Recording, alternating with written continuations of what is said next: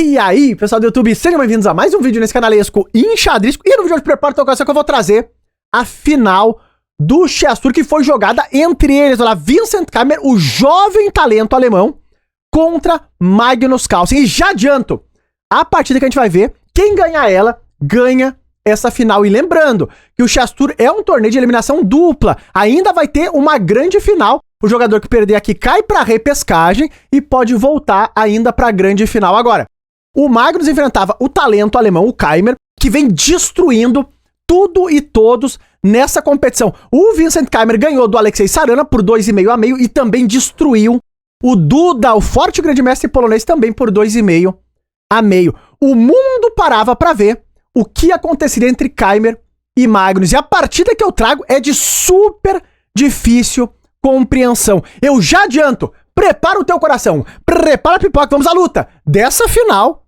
agora.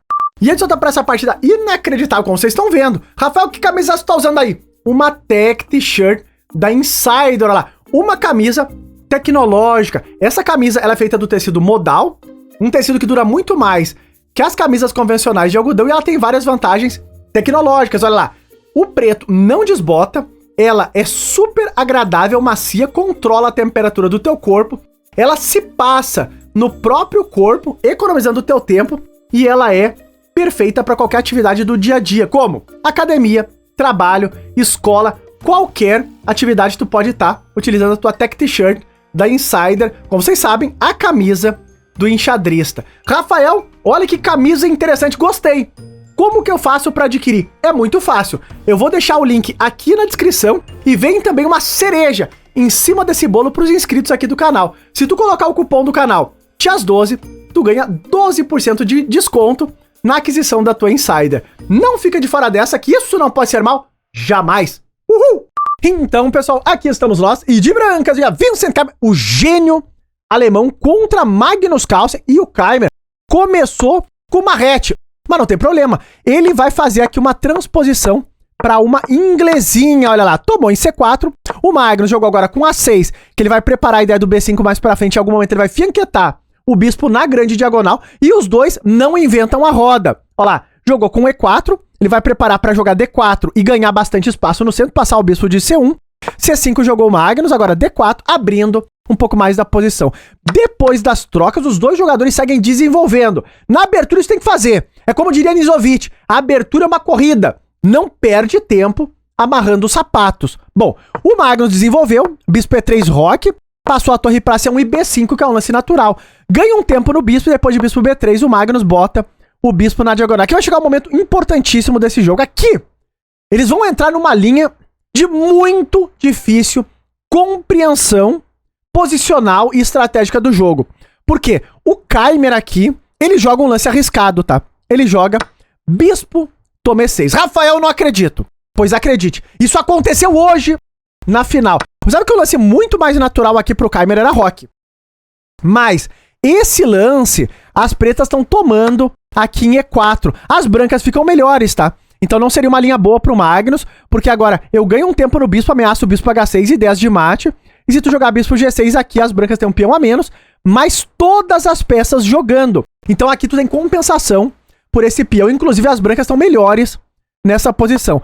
O Keimer, ele não entrou, quer dizer, ele não defendeu esse peão, não entrou em nada disso. O Magnus podia entrar nessa variante, ser um problema pra ele, mas o Keimer jogou bispo toma E6, que é um dos lances da máquina. Aqui vai entrar uma coisa assustadora, porque a ideia é que depois que o Magnus retoma, o Keimer dá esse duplo. E a compreensão é difícil aqui, porque na realidade ele tá trocando duas peças médias, um cavalo e um bispo, por uma torre. Normalmente, essa troca não é boa, mas aqui o Keimer percebeu que ele vai ter as peças muito ativas, e as torres vão compensar essa posição. O Magnus jogou dama E7, o Keimer tomou, em F8 recuperando o material, e agora ele joga F3, a posição é sólida, e ele tá preparando o roque, vai passar essa dama pro jogo, torre D1, e tá jogando. Olha lá. Bom, o Magnus passou o cavalo pro jogo, tem que seguir desenvolvendo, o cavalo E2 agora começa as manobras, abre a torre na coluna, cavalo em E5 jogou aqui o norueguês, e depois de roque, torre D8, e aqui o Magnus vai acertar uma linha difícil, porque observem lá, a torre tá na coluna D, o Keimer tirou a dama da cara da torre, e esse lance que o Magnus faz aqui é muito difícil, tá? Por quê? Depois que tu desenvolveu a torre, normalmente tu já não mexe mais nela. Ela tá na coluna, segue a partida. Só que o Magnus jogou torre D8, que era o lance da máquina, e jogou torre C8, que também é o lance da máquina, olha lá. Ele traz a torre pra coluna C, perseguindo a dama do jovem talento alemão, e com tempo ainda no relógio. Bom, o Keimer tirou a dama da ameaça, e agora o Magnus passa o cavalo pra C4, e agora vem o contra-jogo que o Magnus estava preparando, olha lá, depois de bispo D4, ele joga bispo C5, propõe as trocas, torre D1 desenvolvendo, e aqui o Magnus, ele vai entrar numa linha que, como eu falei, a partida é difícil. O Magnus vai devolver as duas peças médias pela torre. Ele quer pegar uma torre de volta do Keimer, trocando duas peças médias. Rafael, normalmente essa troca não é boa. Exato. Por isso que eu digo, é uma compreensão de xadrez de outro planeta. O Magnus jogou aqui cavalo, toma E4. Pode cair da cadeira esse negócio. É completamente extraordinária essa partida. O Keimer, ele jogou B3. Sabem que a linha que o Magnus estava vendo é que se tu tomar aqui, ele joga bispo toma E4, a dama tá totalmente trancada, tem que vir aqui pro cantinho em A1, e agora o Magnus tem bispo G2 e o cavalo tá caindo, olha lá. E esse bispo vai cair também. Por exemplo, se tu tomar aqui, tu fica perdido, porque agora tu leva cheque, e quando tu passa o rei pra G1, eu posso jogar aqui dama G4, rei H1 e tomar esse bispo, e essa posição as pretas têm vantagem. Então, é uma linha super arriscada, mas o Magnus tinha visto toda a tática com cuidado. O Keimer não entrou nessa linha direta, e aqui o Magnus vai conseguir, ele jogou B3 o Keimer, e o Magnus vai conseguir devolver as duas peças menores por torre. Sabem que ele jogou o lance cavalo E3, dá um totó nessa torre, o cavalo ainda tá caindo, e agora o Keimer tomou em E4, cavalo toma D1, e depois de torre toma D1 e bispo E4. Olha essa posição. O número de peões é o mesmo, o número de peças é o mesmo também. Os dois jogadores, o Magnus devolveu, sacrificaram duas por uma e agora todo mundo voltou ao normal. Só que, no fim da contagem, o Magnus ainda segue com esse par de bispos aqui que ele pode tentar aproveitar. O Keimer aqui, ele seguiu defendendo a dama, claro, não vai fazer troca de dama por bispo. Agora bispo B4 tá jogado, o Magnus mantém o par de bispos na peleia. Torre C1 propondo as trocas e o Magnus falou nada disso. Agora nós vamos jogar. Vamos jogar essa posição, porque é final.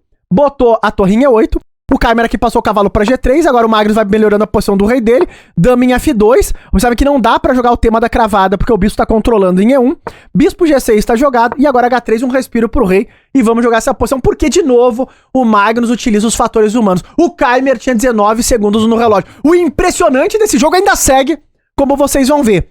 Nada claro aqui, bispo D6 tá jogado, tá de olho nessa diagonal, tirando umas casas do rei também aqui em H2, cavalo F5, o Keimer insiste em trocar, quebrar o par de bispos das pretas, e o Magnus não deixou.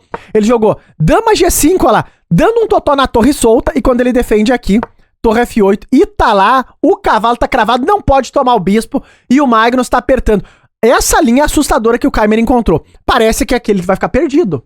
Cavalo cravado, tudo estourado, mas o Keimer, com 8 segundos no relógio, encontrou o recurso dama E3, que salva a peleja, olha lá. Porque agora a tua dama tá solta e eu saio da cravada do cavalo de F5. E quando tu troca as damas, ele toma de cavalo e estamos jogando essa posição. O Magnus entrou no final. Ele trocou as torres e olha essa posição.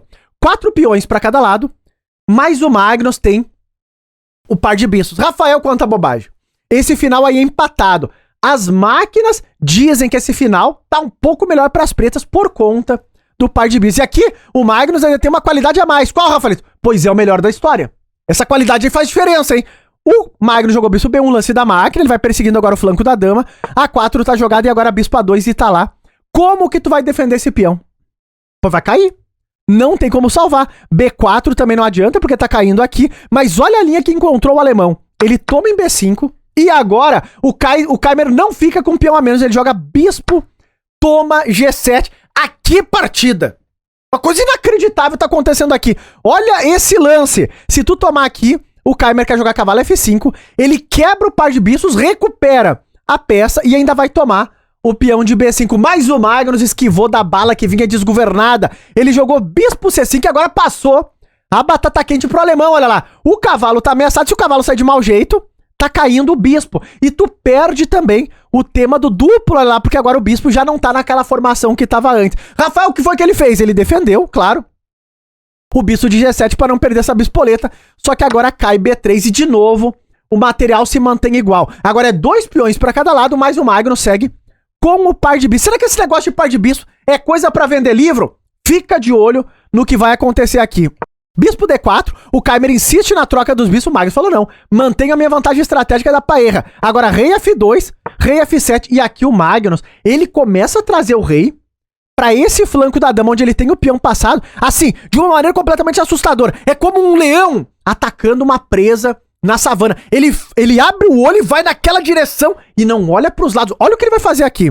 O Magnus vai passar o rei dele, jogou G4, o Keimer, agora rei E6, ó o rei chegando, rei E3, bispo C2, de olho nesse cavalo por aqui também, jogou o cheque, é um lance que provoca a quebra do par de bispo, o Magnus seguiu com o rei, ó lá, rei D5, voltou e agora começa a disparar o peão no flanco da dama, rei C4 já vem chegando e o peão tá andando.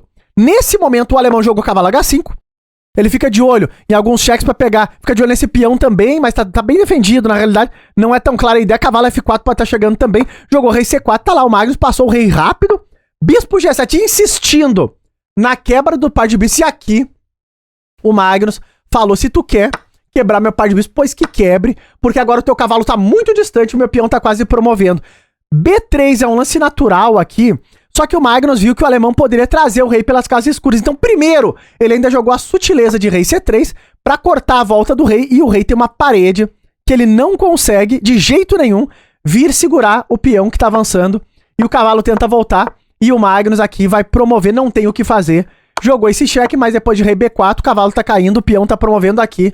O talento alemão abandonou essa partida que, como eu falei, xadrez de muito alto nível. Magnus vence a primeira final. E tá no ar a precisão desta peleja. Observem que o Magnus jogou como uma máquina completamente terrível, imparável. Lances brilhantes e capivaradas também. Vamos ver o que aconteceu aqui. O lance brilhante do Keimer foi o sacrifício de 2 por 1, muito difícil de compreender. E também o sacrifício do Magnus, brilhante também, devolvendo 2 por 1. Agora, sabe que o relatório marca uma capivarada pro Magnus, mas na realidade o erro é do próprio relatório. O bispo C5 não é um erro grave, tá? Mesmo porque, com esse lance, as brancas pegam aqui 0,6 de vantagem, nem é uma vantagem decisiva, tá? A máquina sugere jogar com dama 1 e a peleja segue. Então aqui eu acho que é um erro do próprio relatório. Fica de olho como foi o resultado. O Magnus ganhou pelo placar de 2,5 a 1,5. Ele ganhou a última partida do match e empataram as outras 3. O Magnus vence. Vamos ver quem vai voltar da repescagem para a grande final. O norueguês tá aguardando para ver se arrebata esse Chess Tour aí mais uma vez. Se tu gostou da análise, não esquece daquele likezão aí embaixo e até os próximos vídeos.